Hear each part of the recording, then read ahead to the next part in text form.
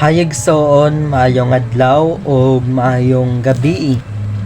Another day and great opportunity to share the word of the Lord sa imo karon, and gusto ti kayo encourage pinaagi sa scriptures it because mao na ang kanang pulong sa Ginoo no gina-encourage ta niya, ginahikayat ta niya nga i-share ang iyang pulong, and mao na akong buhaton is to share the gospel because gusto ti kay encourage pinaagi sa pulong sa Ginoo, dili pinaagi sa akong kaugalingon nga abilidad.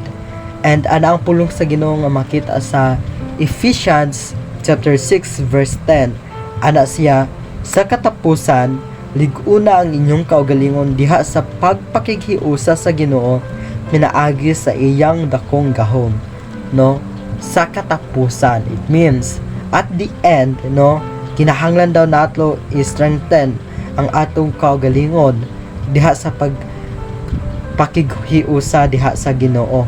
It because ang atong life, no, if wala ta na sentro diha sa Ginoo, lain jud kayong kapadulngan sa atong kinabuhi, and dili jud nato mabalaan ang atong purpose. It because ang atong life without God is meaningless.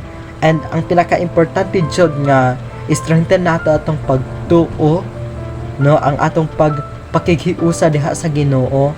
It because through Him, no, siya ang nagpasabot sa atoa, siyang nagpasabot kung unsa ang meaning or kung unsa ang kanang flow sa atong kinabuhi, nganong makaagi man ta sa pagsulay, nganong maka-encounter man taw kanang temptation.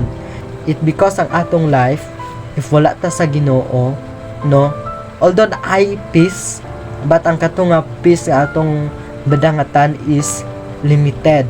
Unlike sa atong life nga naata sa Ginoo, natay ka ng peace, and asya kanunay naga-remind, nagabadlong sa atong kinabuhi if nakabuhat ta og kanang dili maayo.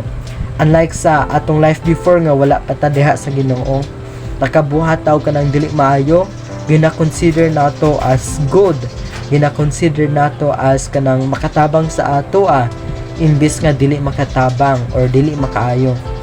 That's why the word of the Lord gina-encourage ta niya nga ang atong life kinahanglan jud nato ni siya i-settle, and kinahanglan jud nato nga makighiusa diha sa Ginoo. It because no naa sa iya ang great power, ang great authority, it because our God is almighty.